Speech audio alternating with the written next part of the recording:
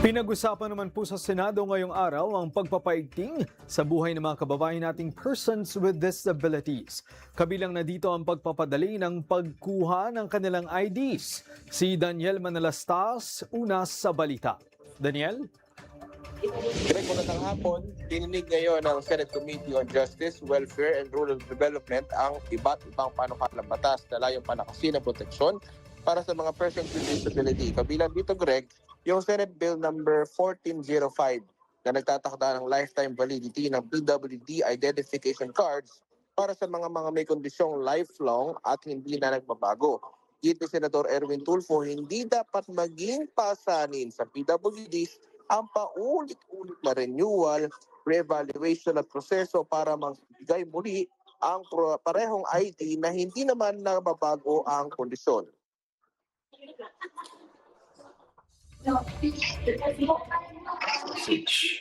It suggests doubt. It implies that the reality needs to be re-verified again and again. Ano pa i-verify mo? Wala nang pinanganak siya na kulang ang kanyang parts ng katawan niya. Hindi siya makasalita, bulag po siya, bingi, pipi, simula ng pinanganak. Why do we have to re-evaluate it every year para mabigyan lang siya ng ID? Samantala, hindi sinabi pa ng senador na hindi patas para sa PWD ang kasalukuyang sistema. Samantala, nagpaabot naman ng suporta ang DSWD sa panukala at sinabing naglunsad na sila ng Unified PWD ID system nitong Agosto kasama iba pang ahensya para mawakasan ang paulit-ulit na verification at pila sa mga LGU. Narito naman ang tugon ng DSWD. If one LGU issues a PWD ID, another LGU can recognize that it is issued from the central registry. As you can see on the left, I believe this will be a solution to the repeat verification.